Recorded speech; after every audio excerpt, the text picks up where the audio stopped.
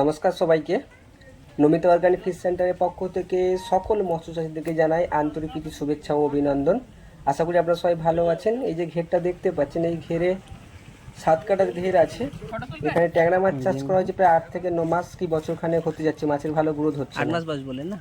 তো এই জন্য মাছগুলো আমাদের ডাক্তারবাবু যিনি আছেন উনি ভিজিট করতে শুনে দেখছেন মাছগুলো যে কেন মাছের গ্রোথ হচ্ছে না বা কী উপায় মাছগুলো গ্রোথ করা যাবে। মাছটা উল্টান একটু উল্টান। এইরকম ধরনের নানা রকম সমস্যামূলক প্রবলেমে আপনারা আমাদের সঙ্গে যোগাযোগ করুন এবং আমাদের বিশেষজ্ঞ ডাক্তারবাবু দ্বারা আপনারা সুচিকিৎসা করুন এবং মাছ চাষে অধিক থেকে অধিকতম লাভ করার জন্যে আমাদের সঙ্গে 24 ঘন্টা আপনাদের সঙ্গে যোগাযোগ করতে পারেন। ঠিক আছে।